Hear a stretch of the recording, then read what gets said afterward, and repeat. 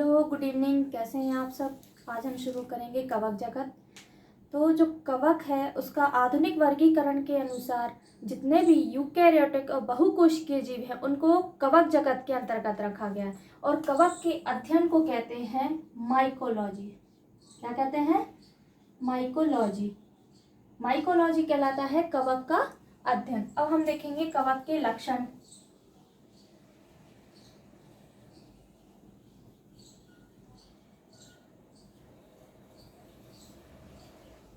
जो कवक होते हैं वो कैसे होते हैं? सर्वव्यापी, मतलब ये सभी जगह पाए जाते हैं। कहाँ?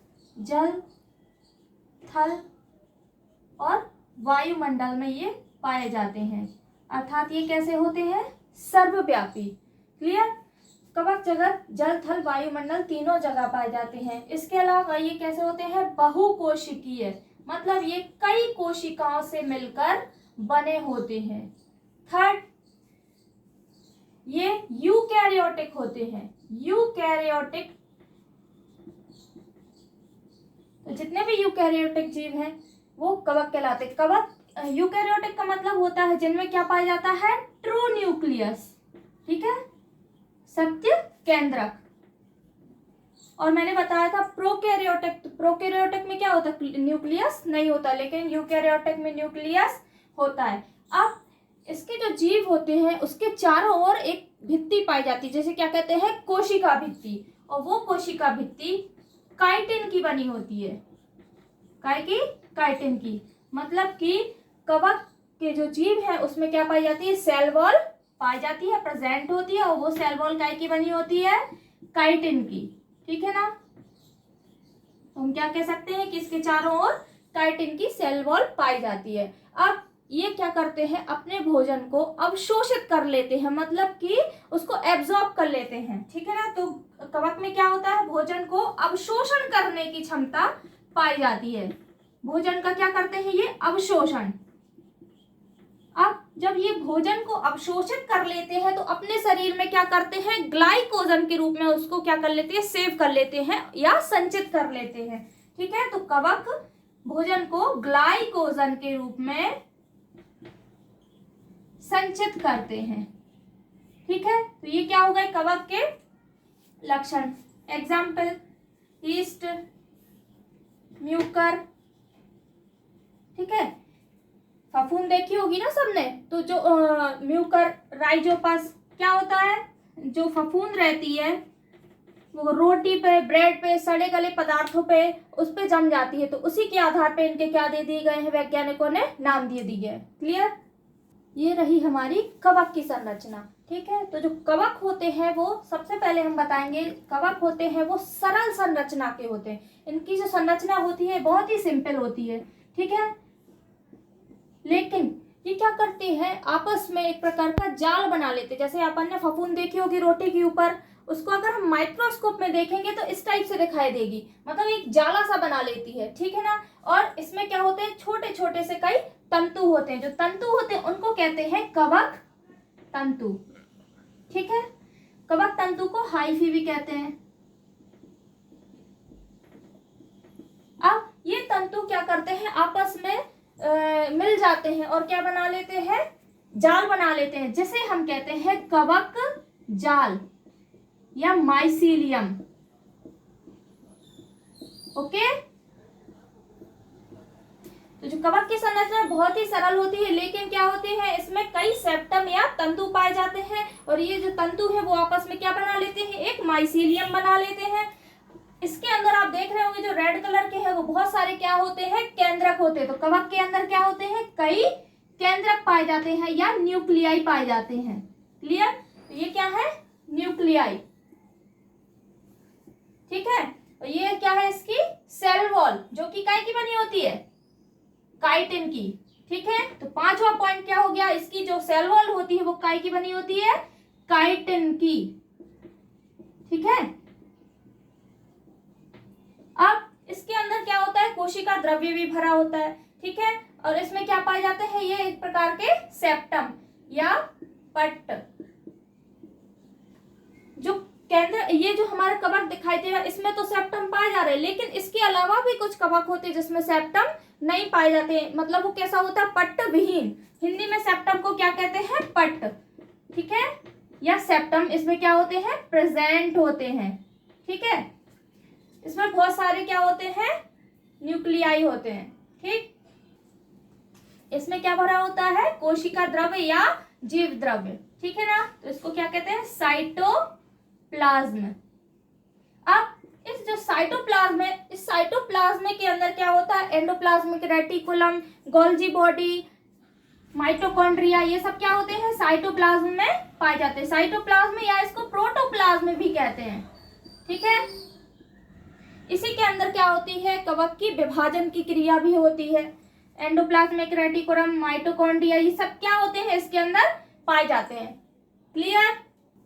नेक्स्ट है हमारा शैवाल और कवक में अंतर, ठीक है। तो सबसे पहले हम बताएंगे शैवाल जो है वो कैसे होते हैं, हरे रंग के। आपने सभी नदी तालाबों में, कुओं में देखी होगी, जो हरी हरी ऊपर एक परत जम जाती है, उसे हम क्या कहते हैं, शैवाल, ठीक है, या काई कहते हैं। तो शैवाल कैसे रंग के होते हैं, हरे रंग के होते हैं। मतलब इनमें क्या पाया जाता है, क्लोरोफिल।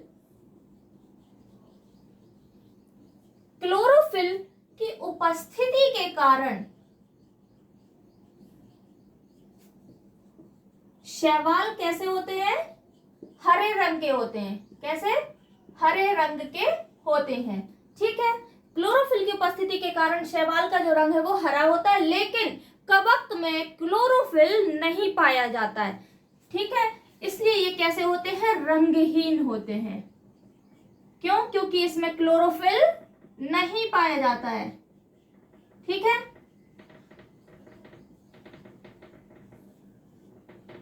अब ये कहाँ पाए जाते हैं, तो शैवाल होते हैं वो नदी, तालाब और नमी वाली जगह पर। कहाँ पे, जहां पे मॉइस्चर होता है, नमी वाली जगह पर पाए जाते हैं।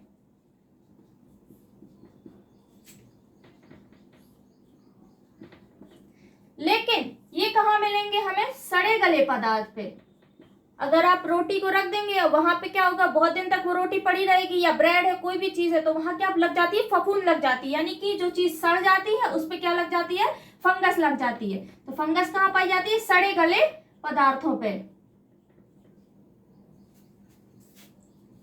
इसमें पोषण कैसा होता है, शैवाल जो है इसमें क्या होती है, क्लोरोफिल पाई जाती है। तो ये क्या कर लेता है, प्रकाश संश्लेषण कर लेता है और स्वयं का भोजन बना लेता है। अर्थात इसमें क्या होगा, स्वपोषण, यानी ये कैसे होते हैं, स्वपोषी। लेकिन ये कैसे होते हैं, विषमपोषी। इसके अलावा ये मितोपजीवी पोषण भी करते हैं, ठीक है। इनमें भोजन जो होता है वो स्टार्च के रूप में संचित होता है। भोजन काय के रूप में, स्टार्च के रूप में संचित होता है। लेकिन इसमें मैं बता चुकी हूँ, इसकी मैं काय के रूप में, ग्लाइकोजन के रूप में संचित होता है, ठीक है। इसकी सेल वॉल, शैवाल की सेल वॉल काय की बनी होती है, सेल्यूलोज की।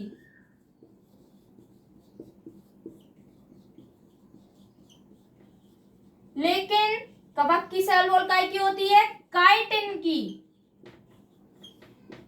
ठीक है ना। जो कवक की सेल वॉल है वो काइटिन की बनी होती है।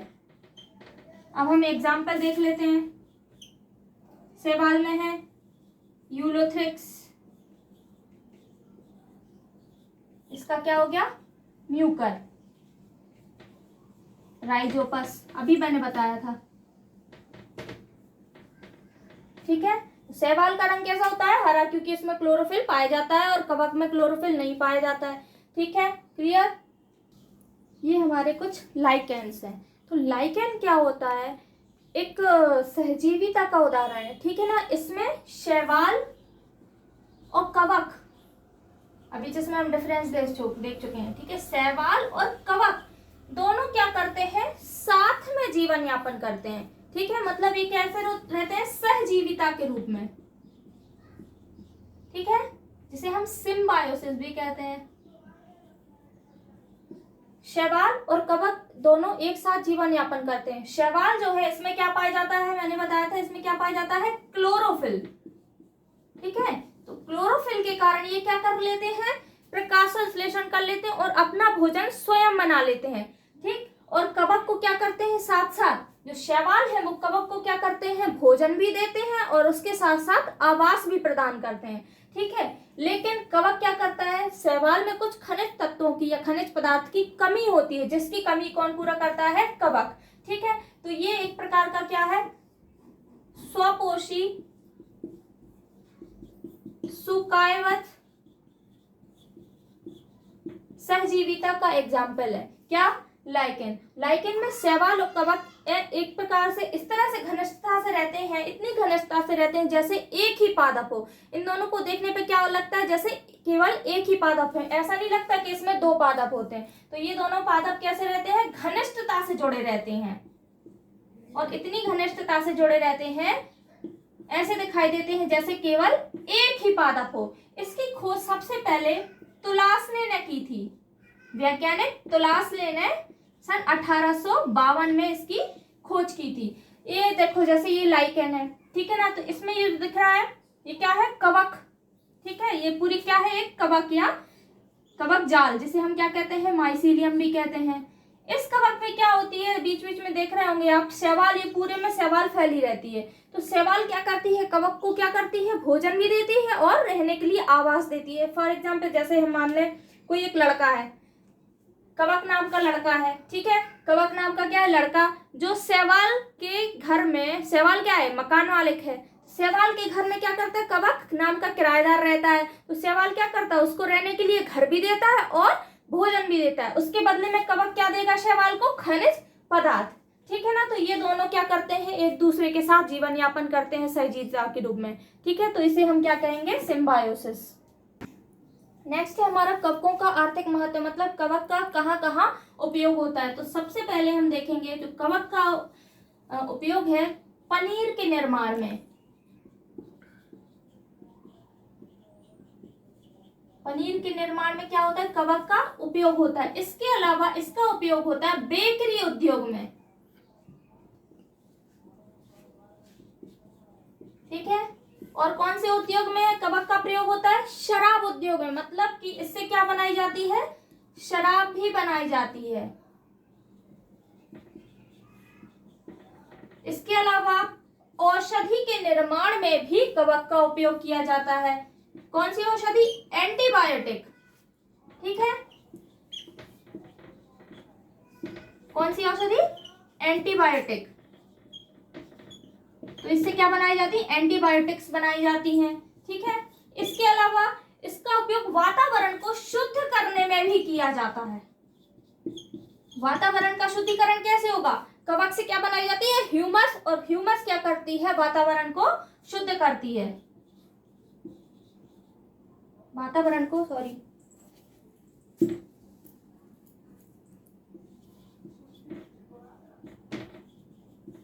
शुद्ध करने में। ठीक, अब इससे हार्मोन्स भी बनाए जाते हैं, मतलब हार्मोन्स के निर्माण में। ठीक है, और एंजाइम्स के निर्माण में भी कवकों का प्रयोग किया जाता है। ठीक है ना, कुछ एंजाइम होते हैं जो कवक के द्वारा बनाए जाते हैं। ठीक है, इसके अलावा इससे क्या होता है, कवक, कुछ कवक होते हैं जो नाइट्रोबैक्टर, नाइट्रोसोमोनास, ये क्या करते हैं, नाइट्रोजन फिक्सीकरण, मतलब कि नाइट्रोजन स्थिरीकरण में भी कवक का उपयोग किया जाता है। ये क्या हो गए हमारे कवक के आर्थिक महत्व। नेक्स्ट है हमारा LSD। इसका पूरा नाम है लाइसर्जिक एसिड डाइएथालामाइड।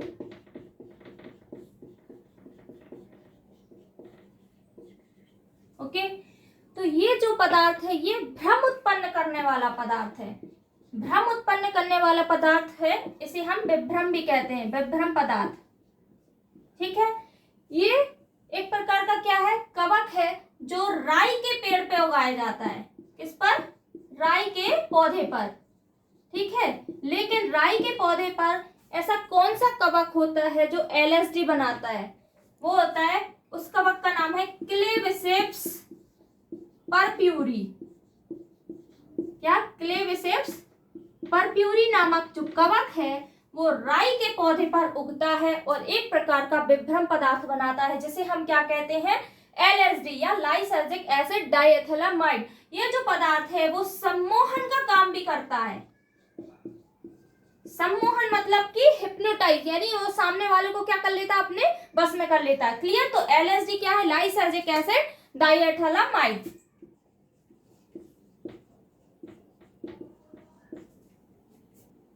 नेक्स्ट हमारा है कवकों में जनन, जो कि 3 प्रकार का होता है। कौन कौन से? फर्स्ट वर्धी जनन, दूसरा लैंगिक जनन, तीसरा अलैंगिक जनन।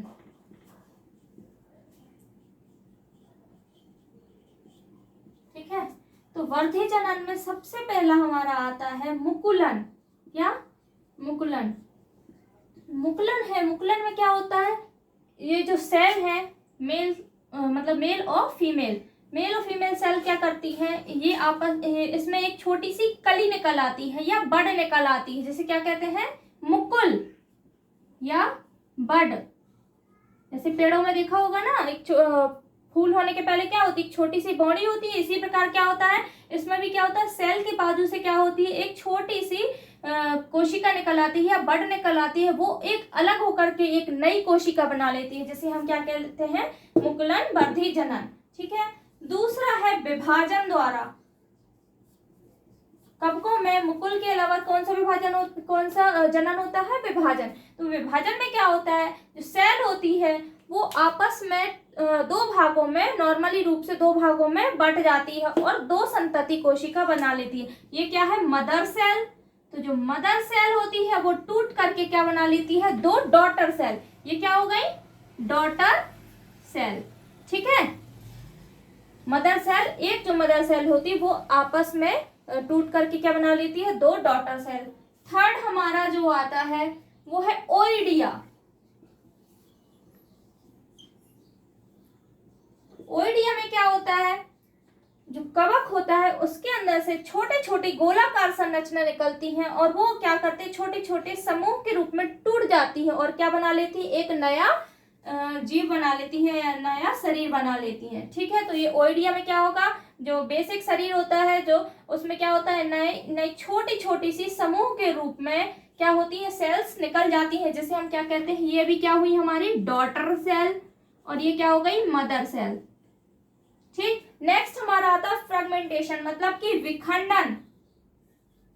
विखंडन में क्या होती है, जो मदर सेल होती है वो बीच बीच में से टूट जाती है, विखंडित हो जाती है और क्या बना लेती है, ये दिख रहा है, ये क्या है, एक नई डॉटर सेल है। ये क्या हो गई, मदर सेल और ये क्या हो गई, डॉटर सेल। तो मदर सेल क्या करती है, जहां से टूट जाती है, जो पार्ट उसका अलग हो जाता है वो क्या बनाता है एक नया जीव शरीर या एक नया कवक बना लेता है। ये क्या हो गया, फ्रेगमेंटेशन या विखंडन द्वारा क्या हो गया, वर्धी जनन। अब हम देखेंगे लैंगिक जनन। लैंगिक जनन भी 3 प्रकार का होता है। पहला है प्लाज्मोगेमी, दूसरा है कैरियोगेमी और तीसरा है अर्धसूत्रण, मतलब अर्धसूत्री विभाजन, मियोसिस।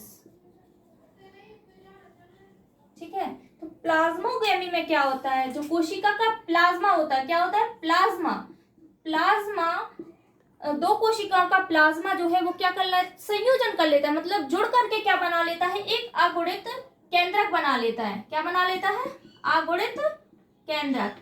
ठीक है, अब नेक्स्ट आता है कैरियोगेमी। अब कैरियोगेमी में क्या होता है, जो केंद्रक होते हैं, 2 कोशिकाओं के अगुणित केंद्रक आपस में क्या कर लेते हैं, संयोजन कर लेते हैं या मिल जाते हैं। ठीक है, तो क्या बना लेते हैं, ये बना लेते हैं जाइगोट, यानी कि युग्मनज। इसमें क्या होता है, प्लाज्मा जो है 2 कोशिकाओं का प्लाज्मा संयोजन करता है और क्या बना लेता है, अगुणित केंद्रक। इसमें अगुणित केंद्रक संयोजन करते हैं 2 अगुणित केंद्रक, तो क्या बना लेते हैं, जाइगोट यानी कि युग्मनज। अब इसमें क्या होता है, जो जाइगोट होता है अर्धसूत्री विभाजन में, जाइगोट क्या बना लेता है, 2 युग्मक बना लेता है, मतलब कि गैमीट्स बना लेता है। ठीक है, अब क्या होगा, कई गैमीट मिलकर के दो गैमीट, मेल और फीमेल गैमीट आपस में, इसके बाद क्या होता है, मेल और फीमेल गैमीट आपस में मिल जाती है, इसको क्या कहते हैं, गैमीट। तो सबसे पहले हो गया प्लाज्मोगैमी, नेक्स्ट है कैरियोगैमी और थर्ड है अर्धसूत्री विभाजन। तो इसमें क्या होता है, अगुणित केंद्रक बन जाता है, नेक्स्ट इसमें जाइगोट बनता है और इसमें गैमीट बन जाता है। अलैंगिक जनन जो है वो दो प्रकार का होता है, पहला होता है कोनिडिया और दूसरा होता है चल बीजाणु द्वारा।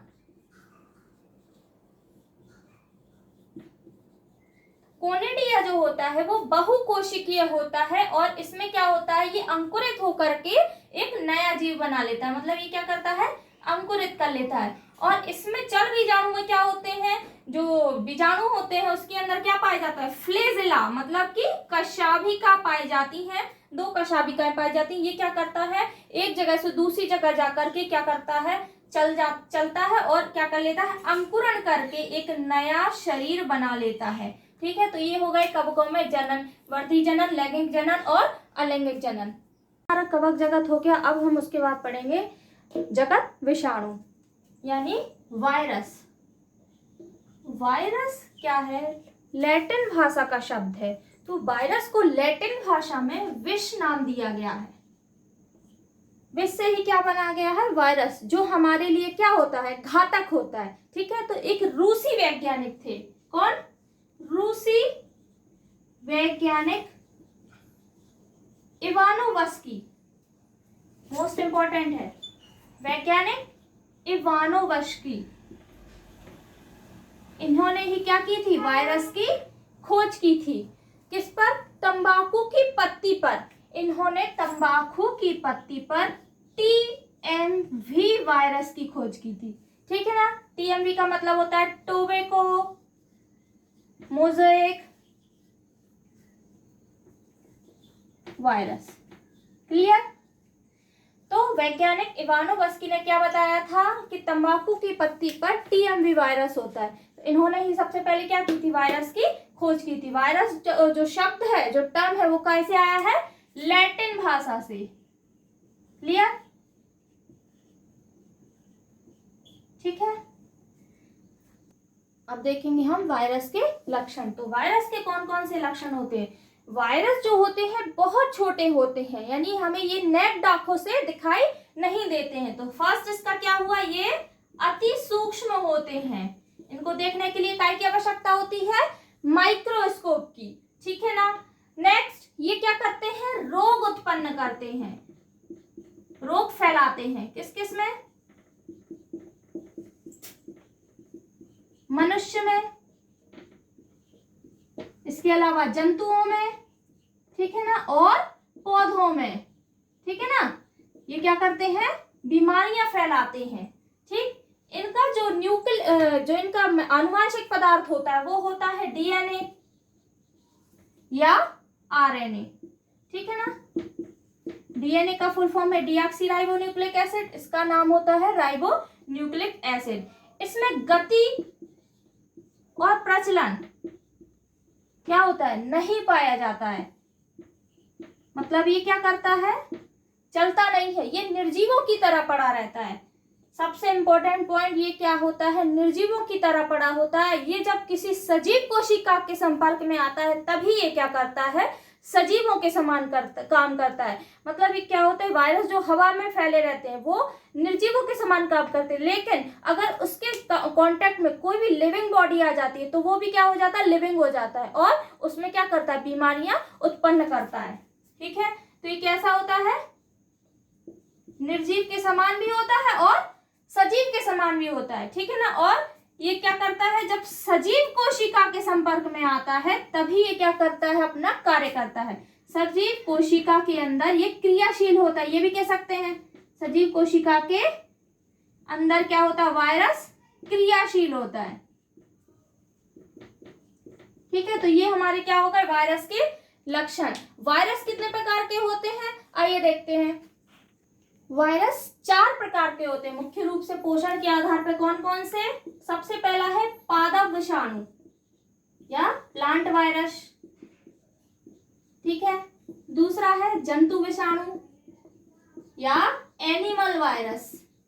ठीक है, अगला है साइनो विषाणु या साइनोफेजेस भी कहते हैं इनको। और लास्ट है बैक्टीरियोफेज या जीवाणु भोजी। सॉरी,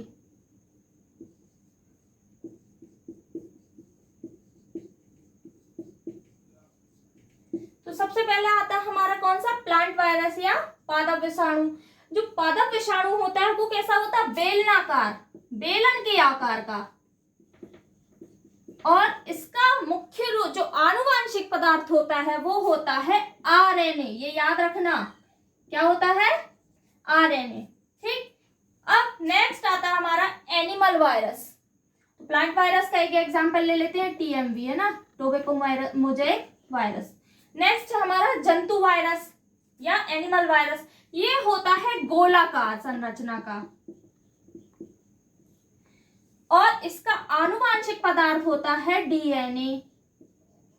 ओके, साइनोफेजेस जो होता है, हाँ एक बात और, जो प्लांट वायरस होता है यानी पादप विषाणु होता है, ऐसे वायरस क्या करते हैं, पादपों में रोग उत्पन्न करते हैं। किसमें, ये किसमें रोग उत्पन्न करते हैं, पादपों में। मतलब किसमें, पादपों में बीमारियां फैलाते हैं, पादपों में रोग उत्पन्न करते हैं। ठीक है, और जो जंतु विषाणु वो किसमें रोग उत्पन्न करेंगे, जंतुओं में। ठीक है, जंतुओं में रोग उत्पन्न करते हैं।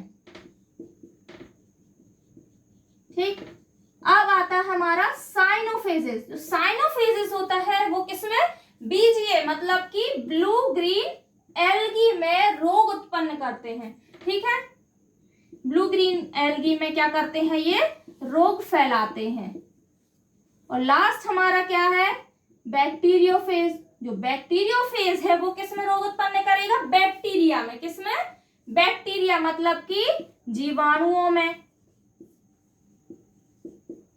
बैक्टीरिया यानी कि जीवाणुओं में क्या करते हैं, ये रोग उत्पन्न करते हैं। तो आपको मेन क्या याद रखना है कि ये किस में रोग उत्पन्न करते हैं। जो प्लांट वायरस है होता है यानी पादप विषाणु, वो किस में रोग उत्पन्न करता है, पौधों में। जंतु विषाणु जंतुओं में, साइनोफेजेस बीजीए में, और बैक्टीरियोफेजेस बैक्टीरिया में क्या करते हैं, रोग उत्पन्न करते हैं। यहां तक क्लियर है? ओके, जो वायरस होते हैं उनको सजीव और निर्जीव दोनों के बीच की कड़ी कहा जाता है, क्योंकि इनमें सजीवों के समान भी गुण पाए जाते हैं और निर्जीवों के समान भी गुण पाए जाते हैं। तो सबसे पहले हम देखेंगे कि वायरस में सजीवों के समान कौन कौन से गुण पाए जाते हैं। विषाणुओं में सजीवों के समान गुण,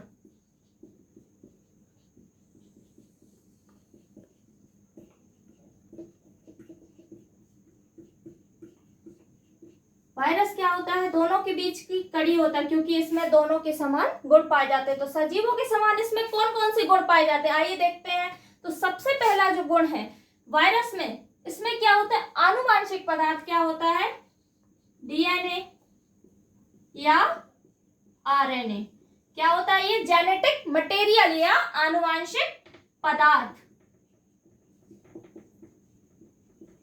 इसके अलावा क्या होता है, हमारे अंदर या सजीवों के अंदर संवेदनशीलता पाई जाती है, जो कि हम फर्स्ट चैप्टर में क्लियर कर चुके हैं। संवेदनशीलता क्या होती है, जो वातावरण में कोई भी चेंजेस होता है ना, उसके प्रति हमारा शरीर क्या रिएक्शन दे रहा है, क्या प्रतिक्रिया दे रहा है, उसे हम क्या कहते हैं, संवेदनशीलता। तो संवेदनशीलता भी क्या पाई जाती, किसमें पाई जाती है, वायरस में पाई जाती है। तो ये भी क्या हुआ, सजीवों के समान एक गुण हुआ, संवेदनशीलता पाई जाती है। इसके अलावा और क्या पाया जाता है, नेक्स्ट है उत्तेजनशीलता। उत्तेजनशीलता भी किसमें पाई जाती है, वायरस में पाई जाती है। नेक्स्ट, इसमें वृद्धि पाई जाती है, मतलब वायरस क्या करता है, वृद्धि कर लेता है, अपनी संख्या में ग्रोथ कर लेता है। तो इसमें क्या होगी, वृद्धि या ग्रोथ पाई जाती है। इसके अलावा ये क्या करता है, प्रजनन करता है। ठीक है, प्रजनन करके ही ये क्या कर लेता है, अपनी संख्या में वृद्धि कर लेता है। प्रजनन की क्षमता भी इसमें क्या होती है, पाई जाती है। तो ये क्या हो गया, इसमें सजीवों के समान गुण हो गए। अब वायरस में कुछ निर्जीवों के समान भी गुण पाए जाते हैं। निर्जीवों के समान क्या क्या गुण पाए जाते हैं? ये जो वायरस होते हैं वो पोषक कोशिका मतलब जिसपे ये क्या करते हैं, अटैक करते हैं। पोषक कोशिका के बाहर निष्क्रिय रूप में पाए जाते हैं, मतलब क्या होते हैं, इनेक्टिव होते हैं। ये क्या करते हैं, कोई भी काम नहीं करते हैं, ये निर्जीवों की तरह पड़े रहते हैं एक जगह, निष्क्रिय रूप में पाए जाते हैं। नेक्स्ट है, इनमें उपापचय नहीं पाया जाता है। उपापचय मतलब पाचन संबंधी क्रियाएं, उपचय और अपचय। उपापचय एब्सेंट होता है, नहीं पाया जाता है। ठीक है।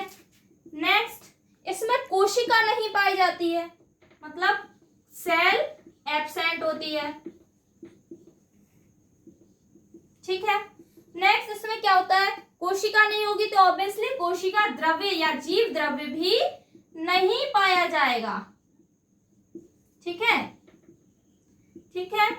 अब नेक्स्ट आता है, इसमें एक गुण पाया जाता है जो निर्जीवों में होता है। जैसे हम किसी भी चीज को फेंक दे तो क्या होती है, निर्जीव चीज टूट जाती है। जैसे कांच है, निर्जीव है, उसको तोड़ दे फेंक देंगे तो क्या होता है, छोटे छोटे टुकड़ों में टूट जाता है, यानी क्या कर लेता है, वो क्रिस्टलीकरण कर लेता है। तो इसमें एक गुण पाया जाता है निर्जीवों के समान, क्या कहलाता है, क्रिस्टलीकरण। क्रिस्टलीकरण का गुण इसमें क्या होता है, पाया जाता है। ठीक है। अब मैंने ये बताया था आपको पोषक कोशिका के बाहर, ये ध्यान देना, पोषक कोशिका के बाहर जो वायरस होते हैं वो इनेक्टिव होते हैं, मतलब कि जो वायरस वातावरण में रहते हैं वो कैसे रहते हैं, मृत रूप में, जब तक कि उसके कांटेक्ट में क्या ना आ जाए, लिविंग बॉडी। जैसे मान के चलो ये हमारा कोरोना वायरस का चल रहा है आजकल सीजन, तो कोरोना वायरस भी क्या होता है, वायुमंडल में फैला रहता है। कब तक, जब तक कि कोई लिविंग बॉडी उसके संपर्क में ना आए, है ना। इसलिए उन्होंने क्या कहा था, घर पे रहो, सुरक्षित रहो, है ना। इसलिए लोगों को बाहर निकलने के लिए मना किया, लॉकडाउन लगाया गया, फिर भी लोग नहीं मानते हैं, है ना। तो वायरस को क्या चाहिए, एक लिविंग बॉडी चाहिए, है ना।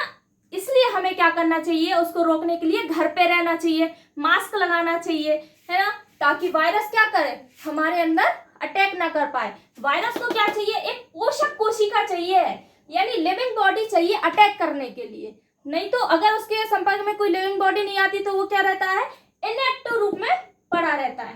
तो ये हमारे क्या हो गए, निर्जीवों के समान गुण।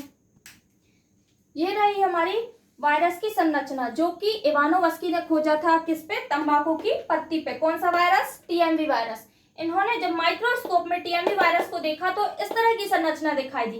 इन्होंने क्या कहा था, जो वायरस की बाहरी संरचना होती है, बाहरी आवरण होता है, वो काय का बना होता है, प्रोटीन का, जिसे हम कहते हैं कैप्सिड। क्या कहते हैं, कैप्सिड। तो कैप्सिड का एक मोटा आवरण क्या होता है, वायरस के चारों ओर पाया जाता है। और जो बहुत सारे कैप्सिड होते हैं वो काय से मिलके बने होते हैं, कैप्सोमियर से।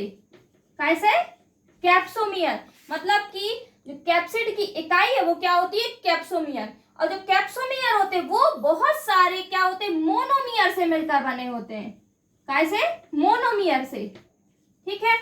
अब इसमें जो मुख्य आनुवांशिक पदार्थ होता है वो क्या होता है, आरएनए, मतलब राइबो न्यूक्लिक एसिड। आरएनए क्यों होता है, क्योंकि ये क्या है, एक प्रकार का प्लांट वायरस है। और प्लांट का मैंने क्या बताया था, आनुवांशिक पदार्थ क्या होता है, आरएनए। और जो प्लांट वायरस होते हैं वो काय में इफेक्ट करते हैं, प्लांट्स में। ठीक है। तो ये इसका क्या हो गया, आनुवांशिक पदार्थ। और इसकी दूरी क्या होती है, 180 एंगस्ट्रॉम। ये जो आवरण होता है वो बहुत मोटा होता है, ठीक है, जो क्या करता है, इसकी सुरक्षा करता है। क्लियर। ये रही हमारी जीवाणुभोजी यानी कि बैक्टीरियोफेज की संरचना। बैक्टीरियोफेज जो होता है, इसके सबसे ऊपर होता है वो कहलाता है इसका सिर, यानी कि हेड।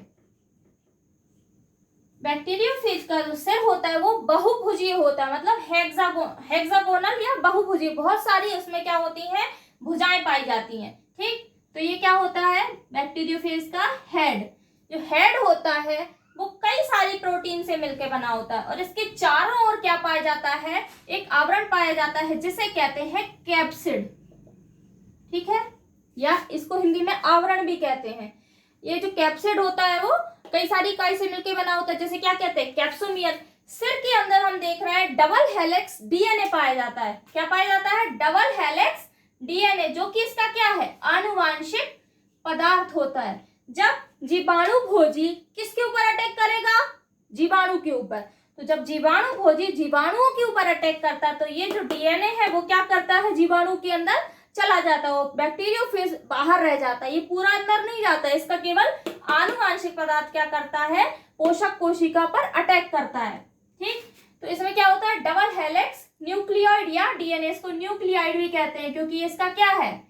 आनुवांशिक पदार्थ है। अब देखेंगे हम, सेकंड पॉइंट आता है। सबसे पहले क्या हो गया? सिर। सिर के नीचे हम देखेंगे वलयाकार कॉलर पाई जाती है। क्या पाई जाती है?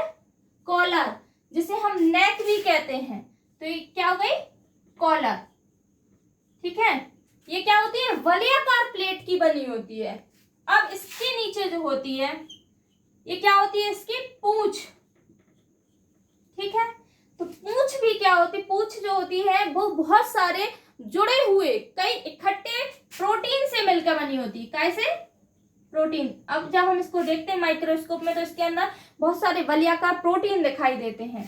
पूंछ भी क्या होती है? प्रोटीन से मिलकर बनी होती है। थर्ड क्या हो गया हमारा? पूंछ। जो कॉलर होती है वो सिर और पूंछ को जोड़े रखती है। पूंछ के नीचे हम ये देखेंगे, ये जो पट्टी दिखाई दे रही है ये कहलाती है हमारी आधारीय प्लेट। क्या होती है? आधारीय प्लेट, जिसे हम इंग्लिश में बेसल प्लेट कहते हैं। क्या कहते हैं? Basal plate. यहां लिख दे रही हूं, है ना, आधारीय प्लेट या बेसल प्लेट। अब देखते हैं हम, जो आधारीय प्लेट होती है इससे पूंछ के समान छोटे छोटे पुच्छ के समान संरचना निकली होती है, जिसे तंतु भी कहते हैं। ठीक है ना, तो इन्हें क्या कहते हैं? ये हमारी क्या हो गई? टेल हो गई। तो ये जो होते हैं टेल फिबर्स होते हैं। तो ये यहां लिख दे रही हूं, टेल फिबर्स या पुच्छ तंतु, जिसे हिंदी में क्या कहते हैं? पुच्छ तंतु। तो हमारा लास्ट पॉइंट क्या हो गया? पुच्छ तंतु। हाँ, इसके बाद एक और चीज रह गई। आधारीय प्लेट से नीचे कांटेनुमा संरचना होती है, जिसे कहते हैं स्पाइक। क्या कहते हैं? स्पाइक। छठवां पॉइंट क्या हो गया? स्पाइक। याद रहेगा, ये हमारी हो गई जीवाणु भोजी की संरचना, जिसमें कौन कौन से पॉइंट होते हैं? ये हो गया सिर, इसके बाद कॉलर, पूंछ और बेसल प्लेट, यहां से पुच्छ तंतु, और ये क्या हो गए? स्पाइक्स। ठीक है ना। जो पूंछ होती है ये क्या होती है? शीत की बनी होती है, मोटी शीत की बनी होती है, जिसे हम क्या कहते हैं? शीत कहते हैं। तो जीवाणु भोजी क्या होता है? जीवाणुओं पर अटैक करता है। आज का हमारा लेक्चर खत्म होता है। आपको अगर पसंद आया तो लाइक करें, शेयर करें, सब्सक्राइब करें। Thank you so much.